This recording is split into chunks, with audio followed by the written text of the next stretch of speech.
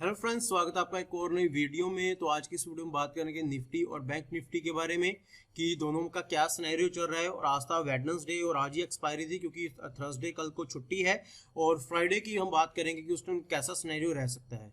तो जैसा कि आप भी जानते हैं कि आज निफ्टी और बैंक निफ्टी दोनों ने अपना लाइफ टाइम हाई लगाया है। तो दोनों ही अपने हालांकि हाई के ऊपर सस्टेन नहीं कर पाई, थोड़ी सी वहां से नीचे रिट्रेस हुई है, लेकिन फिलहाल आज दोनों ने अपना हाई लगा दिया। तो सबसे पहले बात कर लेते हैं निफ्टी की। तो देखिए निफ्टी के लिए एक स्ट्रॉन्ग रेजिस्टेंस है क्योंकि इसी लेवल के आसपास आकर जो निफ्टी है वो कई बार बैक हुई। अगर मैं आपको चार्ट छोटा करके दिखाऊं तो देखिए ये एक स्ट्रॉन्ग लेवल था, यानी कि 18,887 एक साइकोलॉजिकल लेवल भी था, और उसके बाद जो 19,000 है वो और ज्यादा साइकोलॉजिकल लेवल है। देखिए सबसे पहले साइकोलॉजिकल लेवल को समझने की कोशिश कीजिए। जैसे 500 या 1000 का होता है ना, इस बहुत ही स्ट्रॉन्ग साइकोलॉजिकल लेवल होता है, चाहे वो सपोर्ट हो चाहे वो रेजिस्टेंस हो।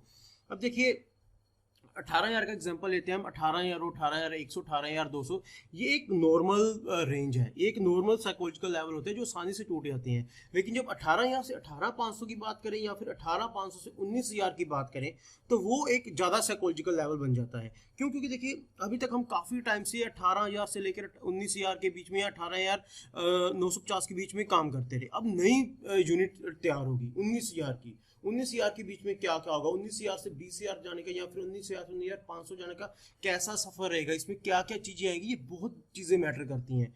तो जो सेलर्स हैं वो 19,000 के ऊपर जाने नहीं देना चाहते, जो बायर्स हैं वो 19,000 के ऊपर लेकर जाना चाहते हैं। हालांकि आज बायर्स इसको लेकर भी गए लेकिन सस्टेन नहीं कर पाई, और ये दोबारा बीच में जो इसकी क्लोजिंग है वो 19,000 से नीचे होगी। तो अब हम इसका सिनेरियो जानने की कोशिश करते हैं कि अब आने वाले दिनों में क्या हो सकता है। एक चीज तो यहाँ पर क्लियर है, देखिए ये एक स्ट्रॉन्ग रेजिस्टेंस है। मैं यहाँ पर आपको एक लाइन लगा देता हूँ, वैसे मैंने ऑलरेडी लगाई लेकिन मैं पीछे इसको लगा देता हूँ। ये एक स्ट्रॉन्ग रेजिस्टेंस है क्योंकि ये अपना इसका पहला हाई था जो निफ्टी का, ये था। तो यहाँ से जब इसने हल गया बिल्कुल यहाँ पर दोबारा फिर यहीं पर आकर इसने रिट्रेस किया। यहाँ पर अगर आप एक चीज देखें बहुत ही आसानी से एक चीज यहाँ पर एक समझ आएगी। ये देखिए ये इसका हाई था लाइफ टाइम, यहाँ से फिर ये नीचे गई, यहाँ से फिर ऊपर गई, ठीक है, और इसने फिर वही अपना उसको फेस किया, अपने रेजिस्टेंस को नहीं ऊपर जा पाई, लेकिन फिर इसने थोड़ा रिट्रेस किया। अब ये एक स्ट्रॉन्ग सपोर्ट था, अगर यहाँ से टूटते तो फिर ये दोबारा नीचे आती, लेकिन ये एक स्ट्रॉन्ग सपोर्ट थी, इसने यहाँ से सपोर्ट लिया और अपने इस जो इसकी जो इसका लाइफ टाइम हाई रेजिस्टेंस को तोड़कर आज इसने एक नया रेजिस्टेंस बनाया है जो है 19,015 रुपए का।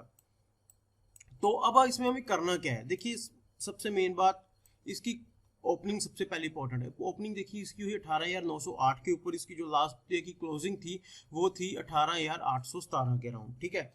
गैप अप हुआ, ऊपर गई, सस्टेन नहीं किया, फिर दोबारा नीचे आई, अपना गैप फिल किया, हालांकि 8-10 पॉइंट का ही गैप रह गया लेकिन इसने इसको फिल किया और फिर दोबारा अपना लाइफ टाइम हाई लगाकर फिर ये एक क्लोजिंग दी। क्लोजिंग इसकी कहां पर आई है, देखिए क्लोजिंग इसकी आई है लगभग 18,972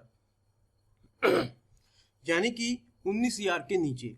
19,000 साइकोलॉजिकल लेवल है, तो इसलिए अभी हमें यहाँ पर वेट करनी पड़ेगी। एक चीज और काफी इसमें इंटरेस्टिंग है, देखिए इसको मैं बेरिश तब मानता बहुत ज्यादा अगर ये इस लेवल के नीचे अपना जो क्लोजिंग है वो देती। क्यों? क्योंकि देखिए एक स्ट्रॉन्ग रेजिस्टेंस था, एक ब्रेकआउट कैंडल ही है, ब्रेकआउट ही हुआ है आज।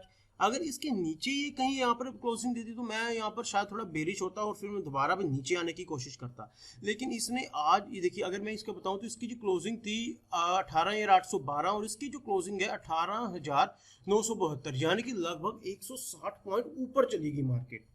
तो यहाँ पर एक चीज तो क्लियर हो गई है कि अब ये जो चीज है, ये वाला जो सिनेरियो है ये काफी अच्छा काम करेगा इसकी बुलिश साइड में।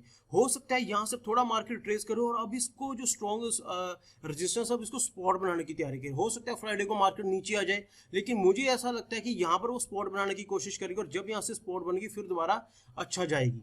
तो अभी हमारे लिए क्या सिनेरियो, देखिए 19,015 एक साइकोलॉजिकल लेवल है, हमारी जो क्लोजिंग है यहाँ पर हुई है।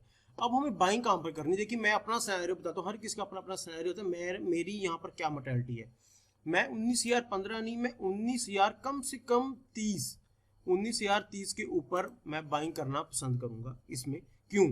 देखिए 1972 है, यानी कि अब चलो 70 लगा लेते हैं, 30 और 30 60 पॉइंट निफ्टी के एक तो हमें मिल जाएंगे, क्योंकि यहाँ से 60 पॉइंट्स में हमें एक डायरेक्शन क्लियर हो जाती है कि मार्केट किधर की तरफ जाने वाली है, ठीक है। तो हम उसका देखेंगे, उसके बाद हम फिर क्या करेंगे, मेरे पास 60 पॉइंट है देखने के लिए कि निफ्टी ने कहां तक जाना है। दूसरा क्या है, अब देखिए 19,000 एक साइकोलॉजिकल लेवल है, तो मैंने यहां पर भी इसको 30 पॉइंट और एक्स्ट्रा दे दिए एंट्री करने के लिए। क्यों? क्योंकि देखिए पहले अगर आपने ध्यान से देखा होगा, पहले मार्केट ने आज 19,003 लगाया, फिर नीचे आ गई 19,011 तक गई, फिर नीचे आ गई, फिर 19,015 तक गई मार्केट, ठीक है। यानी कि धीरे धीरे ऊपर गई, लेकिन वहां पर सस्टेन नहीं कर पाया। मैंने इसको 30 तक का दे दिया कि जब मार्केट 19,030 के अराउंड थोड़ा सस्टेन करेगी, मैं उसके बाद अपनी बाइंग पोजीशन बनानी, यानी कि सी साइड कॉल लेना स्टार्ट करूंगा, क्योंकि 30 पॉइंट बहुत होते हैं एक डायरेक्शन डिसाइड करने के लिए जब भी आप एक नए ब्रेकआउट की तरफ जाते हैं।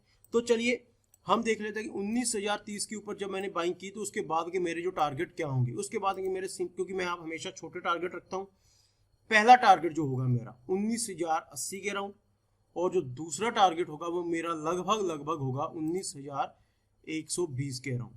तो मैं इतना ही टारगेट लेकर चलूंगा, क्योंकि मैंने आपको पहले भी बताया कि जब ऊपर कहीं लेवल्स नहीं ना आते तो उस टाइम थोड़ी दिक्कत होती है लेवल्स निकालने के लिए। जब नया ब्रेकआउट हुआ हो, जब हम नई ट्रैजेक्टरी में एंटर करनी हो, तो उस टाइम कुछ चीज़ें को समझना थोड़ा मुश्किल हो जाता है। तो इसलिए मैं हमेशा छोटे टारगेट मैं जब भी कोई नया ब्रेकआउट होता है तो मैं वहाँ पर जो टारगेट्स अपने बिल्कुल छोटे कर लेता हूँ कि मैं अपना छोटा सा टारगेट रखूँ। देखिए यहाँ पर क्लोजिंग है 18,970 से लेकर मैंने 18,121 यानी कि लगभग 150 पॉइंट का मैंने मूव यहाँ पर डिसाइड कर दिया कि मैं यहाँ इसके आसपास जाएगी जो मार्केट, तो मैं यहाँ से निकल जाऊंगा, चाहे उसके बाद वो 200-300 जहां तक भी जाए, मैं वहां नहीं जाने वाला हूँ।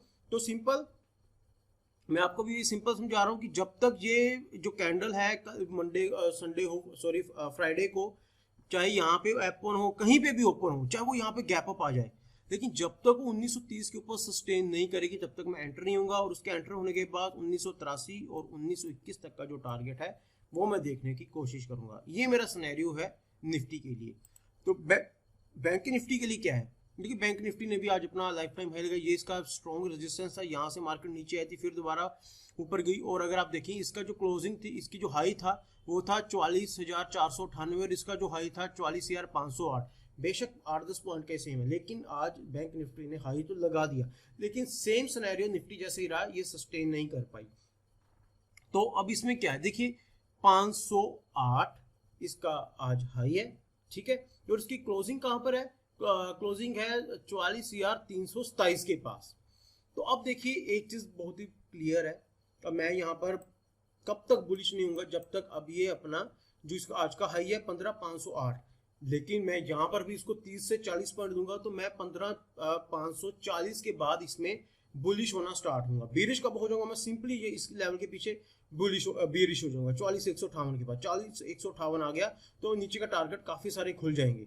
लेकिन अगर ये सस्टेन हो गया 44,550 तक, अगर ये सस्टेन हो गया तो हमारे पास काफी अच्छे टारगेट्स आ सकते हैं। तो हमारा पहला टारगेट क्या हो सकता है, देखिए मैं यहाँ पे अपनी एंट्री लगाता हूँ कि मैंने एंट्री करनी कहाँ पर है।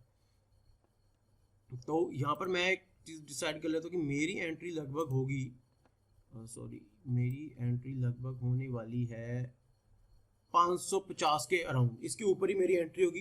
तो ये मेरे लिए क्या होगा, ये नो ट्रेडिंग जोन होगा। मैंने बैंक निफ्टी को अभी टाइम दे दिया है, किस चीज का टाइम दिया, सस्टेन करने का, कि तुम अपने हाई पर आओ, उसके बाद थोड़ा बहुत सस्टेन करो, अपने 60-70 पॉइंट लो। हालांकि मैंने, अगर मैं देखूं इसकी क्लोजिंग यहाँ पर है, इसकी क्लोजिंग है 44,327 से, तो 44,327 से मैंने यहाँ तक का इसको लगभग 150-200 पॉइंट दे दिए हैं। तो अपना एक मूव निर्धारित करो किधरली साइड जाना है, देन फिर हम देखेंगे। तो जब तक ये इसके ऊपर नहीं जाएगी मैं इसमें बिल्कुल भी बुलिश नहीं होऊंगा, मैं कोई एंट्री भी लेने की कोशिश नहीं करूँ, क्योंकि जब एक स्ट्रॉन्ग एक सिनेरियो आ जाता है तो वहां पर आपका जो ट्रैप होने का खतरा ज्यादा रहता है। तो सिंपल मैं 44,550 के ऊपर ही एंट्री करूंगा, वहां पर कुछ सस्टेन करेगा तो उसके बाद मेरे टारगेट क्या होंगे। देखिए मैं बैंक निफ्टी में हमेशा जो टारगेट रखता हूं वो मेरे ज्यादातर होते हैं 70 से 80 पॉइंट का पहला टारगेट।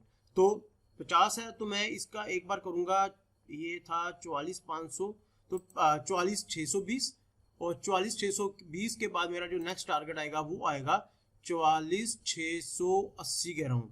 क्योंकि देखिए अगर आप ना एक चीज बहुत ही ध्यान से अगर आप देखें स्टॉक मार्केट में या बैंक निफ्टी में, तो ये ना ये जो 20, 40, 60, 80 ये बहुत ही स्ट्रॉन्ग लेवल्स होते हैं। यहाँ पर बहुत बार रिट्रेसमेंट आती है, यहाँ पर कई बार बहुत ज्यादा जो सेलर्स हैं वो एक्टिव रहते हैं, या सेलर्स या बायर्स एक्टिव रहते हैं। मैं आपको 5 मिनट के चार्ट पर दिखाऊंगा, ये कुछ बहुत ही, ये मतलब ये जो मेरी खुद की सोच है कि ये काफी स्ट्रॉन्ग लेवल्स रहते हैं जहां पर बाइंग्स और सेलर्स काफी स्ट्रॉन्ग रहते हैं। तो इसलिए मेरे टारगेट हमेशा कुछ इनके आसपास के होते हैं। अब देखिए मैंने 80 कहा, लेकिन मैं 78 पे निकलना पसंद करूंगा। अब 44,621 है तो मैं ही 44,618 के आसपास निकलना पसंद करूंगा मैं। तो मैं इस तरीके से इन टारगेट्स को लगाता हूं, तो आप भी इन टारगेट्स को लगा सकते हैं। लेकिन अगर आप किसी फिबोनाची रिट्रेसमेंट से टारगेट निकालते हैं तो कैसे भी वो आपकी खुद की है, लेकिन मेरा जो स्टाइल है वो मैंने आपको बता दिया कि मैं ऐसे करूंगा कि 44,550 के ऊपर मैं एंट्री करने की कोशिश करूंगा, 44,621 और 44,678 के टारगेट के लिए। एक बार मैं आपको 5 मिनट का सिनेरियो दिखाता हूं मैं स्पेशली निफ्टी में।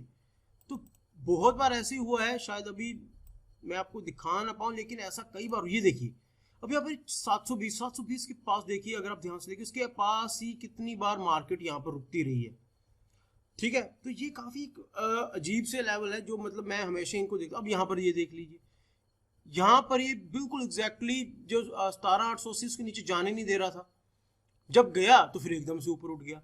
तो ये जो 20, 40, 60, 80 वाले लेवल्स हैं, ये भी काफी स्ट्रॉन्ग लेवल्स होते हैं। तो आप इनके ऊपर भी थोड़ी रिसर्च करके इसमें आप चीजें डाल सकते हैं। तो आई होप दोस्तों आज की वीडियो आपको पसंद आई होगी। आज की वीडियो में मैंने आपको काफी डिटेल एनालिसिस में बता दिया निफ्टी और बैंक निफ्टी का।